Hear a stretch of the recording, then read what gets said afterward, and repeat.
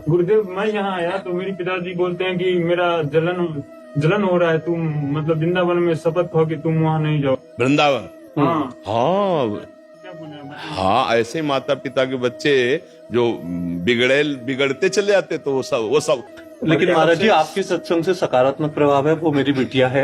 School में हम पिछली बार कुछ ऐसा था कि इसने मुझे आते ही रिपोर्ट किया कि क्लास में ऐसा होता है, और वो उसमें उसके साहस की आपके सत्संग से आया महाराज हम जी। इसीलिए बच्चों से प्रार्थना करते, जैसे स्कूल के बच्चे आते हैं, कि अपने मम्मी पापा को फ्रेंड की तरह, दोस्ती की तरह उनसे बात करो। बिल्कुल डरने की जरूरत नहीं। हमारे पापा है, हमारी मम्मी है यार, वो हमें वो डांट सकते हैं, लेकिन वो सीरियस मैटर को वो समझ सकते हैं। हमारे बड़े जन हैं, वो हमें संभाल सकते हैं, हमें बचा सकते हैं। अगर ऐसा नहीं तो अब देखो, वो पिता जो सतमार्ग में जाने के लिए कह रहा कसम खाओ, सतमार्ग के लिए असत मार्ग के लिए कसम खानी चाहिए। बेटा कसम खाओ कि ऐसे गंदे बच्चों का संग नहीं करोगे, जो शराब पीते हैं, जो व्यभिचार करते हैं, जो ऐसे वो यही तो समस्या है कि माता पिता अगर चरित्रहीन है तो कैसे संभाल पाएंगे बच्चों को। वही हाल हो रहा है ना, पीढ़ी। हाँ, तो इसलिए आज समय तो बहुत विचित्र हो रहा है, लेकिन आज हम प्रणाम करते हैं समाज को कि ऐसे कलयुग के समय में भी लाखों सत्संगी हैं। आपके सत्संग आपको ही आता है। लाख नहीं, श्रेय इस समाज को जाता है कि बाबा जी की बात मान रहे हैं। यार, लाखों नौजवान भाई हैं जो मतलब बात मान करके अपने आप को सुधार की तरफ ले जा रहे हैं, और ये बहुत हानिकारक है। देखो तो गुरुदेव, हमको तकलीफ इस बात का है कि मेरे पापा बोले कि वृंदावन नहीं जाना है, शपथ खाओ। अब हमको आने का मन होगा तो ये शपथ तोड़ देंगे। बिल्कुल तोड़ देना तुम। ये गंदी बात की शपथ नहीं मानी जाती है। हम पापा से करते थे तो तब उनको बोलता है ये सब होता है। जब आपका सत्संग सुन के सुधार कर दिए, मतलब फिसल गए। यार पता नहीं तुम यार पूर्व जन्म कैसे भजनानंदी आदमी हो कि ऐसी जगह जन्म लिए। नहीं तो देखो मतलब बहुत विरोधी बात है। तुम इतने सज्जनता की तरफ बढ़ रहे हो, तो माता पिता को सुख होना चाहिए। बाबा जी बनने के लिए नहीं हम कह रहे, लेकिन सज्जनता तो होनी चाहिए ना। गंदे आचरण नहीं होने चाहिए। गंदे आचरण हो चुके हैं, उसका बिल्कुल। कपड़ा गंदा हो जाए तो क्या साबुन नहीं है क्या धोने के लिए? लेकिन सत्संग सुनने के बाद भी अगर फिसल गए तो फिर भी चिंता मत करो। कुश्ती लड़ने वाला ही दांव में चूकता है, फिर हम आगे तैयार होंगे। कमजोरी नहीं, 1000 बार गिर जाओ तो भी तैयार हो जाना है। चिंता गलाए जा रहे हैं हमको। नहीं, चिंता मत कर यार, नाम जप कर। बुत्सा संपन्न मदीर्घ सूत्रम क्रिया विधेयज्ञम व्यसन स्वशक्तम सूरम कृतज्ञम दृढ़ सौहृदंच। फिसला तू ही है, तू ही खड़ा होगा, तू ही पैर जमाएगा, तू ही रौंद के निकल जाएगा। मेरी बात मान, हारने की जरूरत नहीं। तू भगवान का अंश है। बन सकता हूँ गुरुदेव। भगवान हम भगवान के अंश हैं। चिनगारी, अगर सही ढंग से चिनगारी को सजाया जाए फूस डाल के, तो ज्वाला बनने में देर लगेगी क्या? हम उसी ज्वाला की चिनगारी हैं, जिसे परमात्मा कहते हैं, जिसे ईश्वर कहते हैं, उसी की चिनगारी हैं। तो चिनगारी को आप चिनगारी मत रहने दो। अगर चिनगारी एक बूंद पानी से बुझ सकती है, तो चिनगारी को अनुकूल अगर फूस मिल जाए तो ज्वाला बनने में देर नहीं लगेगी। ये तू चिंता मत कर।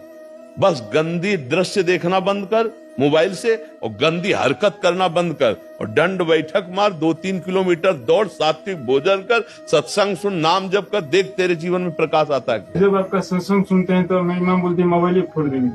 मोबाइल फोड़ देंगे? हाँ तो सुन, अब हम उसका उपाय बता रहे हैं। सुन, जब उनके बीच में सब रहो तो सुनो ही मती सत्संग। और कान में ऐसे सत्संग आजकल लगा, कोई पूछे क्या सुन रहे हो, तो फिल्मी गाना सुन रहे।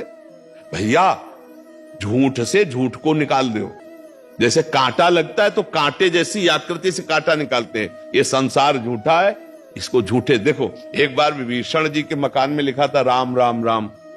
रावण को शिकायत पहुंची कि आपके शत्रु का नाम तो आपका भाई लिखे। तो रावण मंदोदरी के साथ वहां पहुंचा। उन्होंने कहा ये राम हमारा दुश्मन, तुम उसका ऐसे लिखे हो? बोले उनका थोड़ी नाम लिखे, तो रा से रावण, मां से मंदोदरी, आप दोनों का नाम लिखे। मुस्कुरा दे, चल दिए। भगवान के मार्ग में चलने के लिए झूठे संसार को झूठ से बहला के निकल चलो।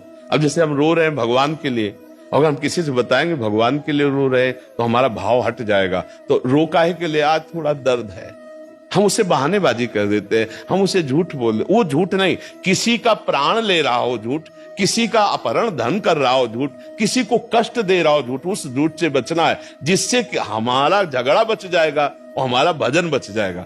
अगर हम कहते कि हम वृंदावन जाएंगे, हम भजन करेंगे, हम सत्संग सुनेंगे, तो अभी कलह हो जाएगी। सत्संग नहीं सुनना, पक्का नहीं सुनेंगे।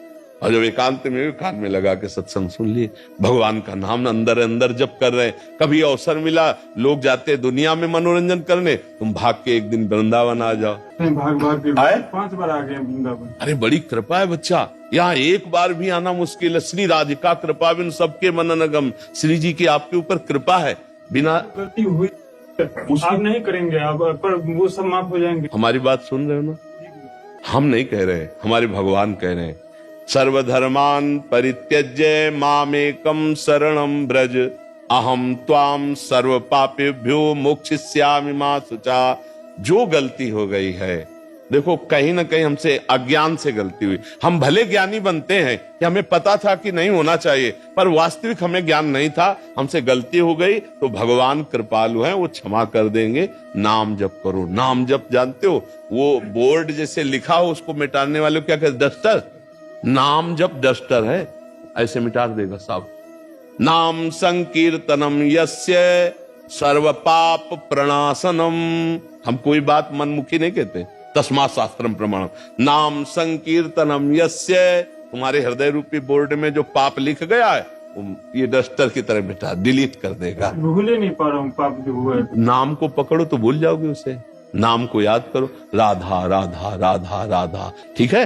और जब जब पाप की वो बात याद आवे तो भगवान से प्रार्थना करो, प्रभु जब तक वो नष्ट नहीं होगा तब तक वो याद आता रहेगा, और जिस दिन नष्ट हो जाएगा दोबारा याद नहीं आएगा, ध्यान रखना। तो नाम जप करते रहो। राधा मिलेगा गुरुदेव, हम आप ही के पास आएंगे। अब मेरे पापा शराब भी दे दे तो हम शराब दे देगा, बुझ लगता है हमको। श्राप दे देगा तो तब भी आऊंगा। यार श्राप वरदान देने के लिए पावर चाहिए, वह पावर है तो श्राप वरदान देने के लिए पावर चाहिए, वह पावर। राधा राधा जब, और ऐसे माता पिता के भी पैर छू, तब हमारा तुम मित्र कहलाएगा। हमारे दोस्त तभी कहलाओगे जब वो हमारी निंदा करें, हमें गाली दें, और तुम झुक के उनके पैर छू के कि गुरु की आज्ञा है, महाराज जी की आज्ञा है, पैर छुओ उनके और कह दो जैसा आप चाहते हो वैसा ही चलने की कोशिश करूंगा, थोड़ी बाड़ी कुछ अगर गलती लगे तो क्षमा करो। ये हमारे संग का असर हो। ये थोड़ी होगा तुम खींच के थप्पड़ मार दो जवान हो, ऐसा नहीं, कभी मत करना। उनमें भगवान की भावना करो, वो तुम्हें गाली दें, हमें गाली दें, अच्छे से चलो। सतमार्ग को जो गाली देता है वो बेचारा दया का पात्र है। आप सोचो दया का पात्र कि नहीं। तो छोटा बच्चा जिसे गाली दे तो क्या करेंगे, हंस देंगे। ऐसे वो छोटे बच्चे हैं, चाहे 70 साल के बूढ़े हो। अज्ञानी क्या है, ज्ञानी के सामने बालक के समान है, तो वो बालक के समान देखा जाता है, उसका विरोध नहीं किया जाता है। अंदर अंदर से प्यार मत रखो, अंदर प्यार करो प्रभु से, और बाहर से व्यवहार ऐसे रखो। पागल बन करके जी जाओगे तो बुद्धिमानी से निकल जाओगे, और यार ये साबित करना चाहोगे भक्ति, तो फिर ऐसे ऐसे शब्द आएंगे कि निकलना मुश्किल हो जाएगा। बल दीजिए कि हमसे जीवन में कोई पाप ना होगा। अब यार तुम बहुत अच्छे आदमी हो, ऐसा तुम्हारी भावना है, उसका हम आदर करते हैं, और बल तो श्री भगवान से ही मिलता है। हम और आप दोनों मिलकर प्रार्थना करें कि आपको भगवान ऐसा बल दे कि आप अपने धर्म पे चल सको, और उनकी भी सेवा करो, माता पिता की, और भाई को भी नफरत न करो, दुलार करो, अंदर से असंग रहो, बाहर से सबको प्यार दो, जिसका जो अधिकार है। तो बच्चा बहुत जल्दी भगवान प्रसन्न होंगे, क्योंकि पिता में भी पावर भगवान ही है, माता में भी भगवान है, भाई में भी भगवान है। हमारी बात को समझना, ये बाहरी यंत्र कड़वे हैं तो कड़वे शब्द निकल रहे, लेकिन जहां पावर है वो श्री भगवान है। कभी भी अपने माता पिता का अपमान मत करना, हमारी ये बात ध्यान रखना। और कभी भी ऐसी परिस्थिति आवे तो तन मन प्राण मेहनत चाहे लेबरी करनी पड़े, पैसा कमा के अपने माता पिता की सेवा करते हुए नाम जप करना। भले मेरे पास मत आना, तो ये देखोगे हम तुम्हारे साथ रहेंगे। अगर उनको पैसे की जरूरत है, तुम मेहनत करके वो पैसा जो यहाँ आने में लगाओगे उनको लगा दोगे ना, तो ये तुम देखोगे हम तुम्हारे दिमाग में बैठे मिलेंगे, तुम्हारे भाव में बैठे मिलेंगे। संतों का सानिध्य यहाँ से होता है, यही तुम्हें लगेगा गुरुदेव यहीं बैठे दिमाग में ना। अच्छे, धन्यवाद। आप नौजवान होकर अपना सुधार कर रहे हो, भगवान मंगल करे, उनका बड़ा मंगलमय स्वरूप है। नाम जप करते रहना और टूटना नहीं, बस ये बात ध्यान रखना। बड़ी कृपा है कि घर में विरोध है, भक्ति में जब विरोध होता है तो रंग लाती है। हाँ, गुरुदेव बोलता है कि मेरा मानसिक स्थिति हमारे बारे में इनका गड़बड़ा गया है, कि बाबा बाबा के चक्कर में फंस गया है। फंस गया, बाबा के चक्कर में फंसना तो लेकिन गुरुदेव मतलब एक बात कहना चाहूंगा कि आपसे जुड़ने के बाद ही पता चला कि भगवत प्राप्ति करना है, और भगवत प्राप्ति इतना आसान है। हाँ, आज तक ये लगता था ये पूजा करो, ये यहाँ जाके यज्ञ कराओ, ये कराओ। देखो इस समय भगवान की कृपा की हवा चली है। अब जो जो लाभ ले पावे वो ले पावे। देखो, चक्कर में फंसाने का तो तात्पर्य तब होता जब हम कोई जंतुर तुमसे बांधते, कोई पैसा लेते, कोई राख बांधते, कोई किसी भी तरह का स्वार्थ का व्यवहार होता। गलत तुम करोगे तो हम तुम्हें टोक देंगे, सही चलोगे, तुम्हारी जैसी बुद्धि शुद्ध सबकी हो जाए, हम यही चाहते हैं। नशा न करे, गंदी बात न करे, और जो गंदी बात हो गई उसके लिए जले और उसका सुधार करे कि ऐसा नहीं। तुम्हारी बुद्धि नहीं खराब, बुद्धि शुद्ध हो रही तुम्हारी। अब ये कि इस मार्ग के पथिक को संसार कड़ुआ लगता है और संसार वाले मार्ग को इधर का कड़ुआ लगता है, तो इसलिए भगवान की कृपा, धैर्य पूर्वक चलो। अपनी बात किसी से कहो मत।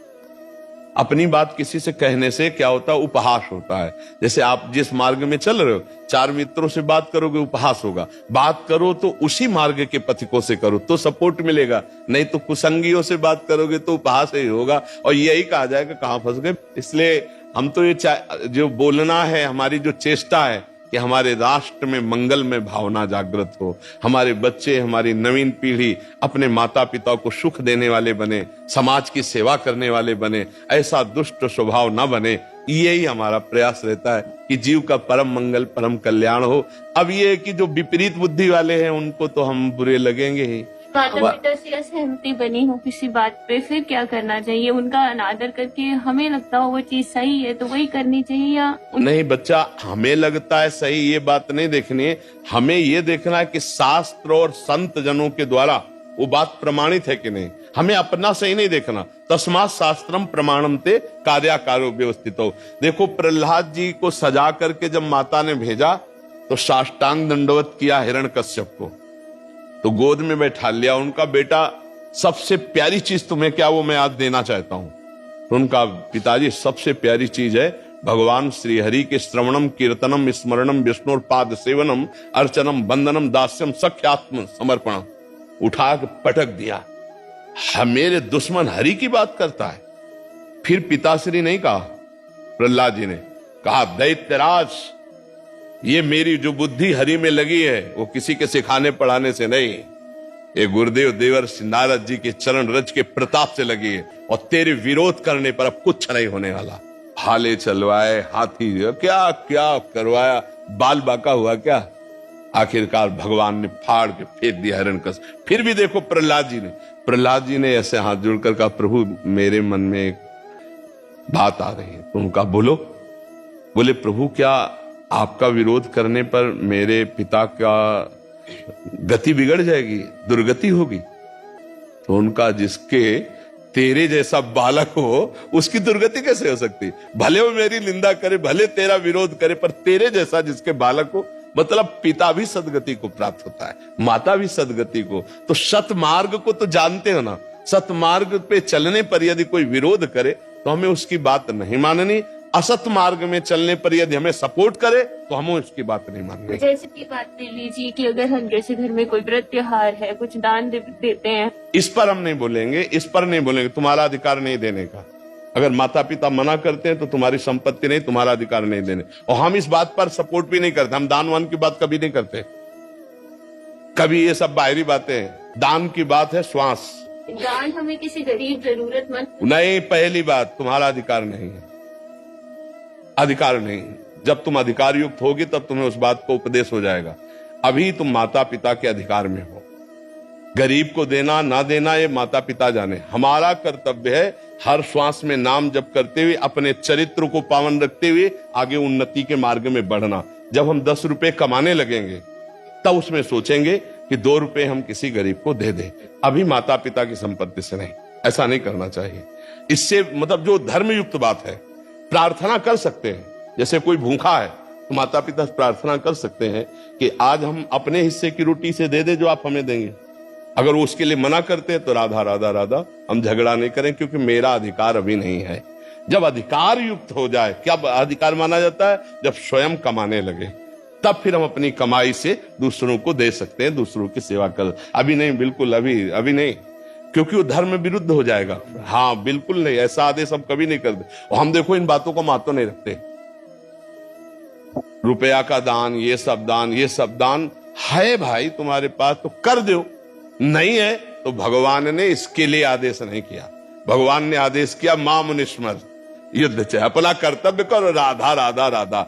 अब हमें दिखाई दे रहा सामने वाला भूखा है तो 4 रोटी हमारे पास है, बन जाएगा तो 2 उसको खवा देंगे, 2 हम पालेंगे, और ज्यादा भूखा है तो आज हम भूखे रह जाएंगे, उसको दे देंगे। हम इस बात को सपोर्ट करते हैं कि आपके पास 100 रुपया है, सब्जी लेने जा रहे हो, कोई आपको बीमार दुखी दिखाई दे रहा है तो आज हम नमक रोटी खा लेंगे, 100 रुपया को उसको औषधि करा देते हैं।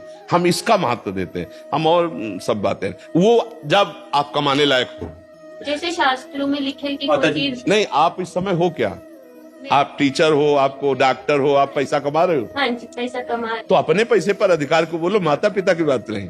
अगर आप पैसे कमा रही है तो कुछ हिस्सा आपको आता है तो आप दे सकते हो, उसमें माता पिता का विरोध होना ही नहीं चाहिए। अगर वो विरोध भी करते हैं तो मत मानिए, क्योंकि आप कमा रहे हैं ना।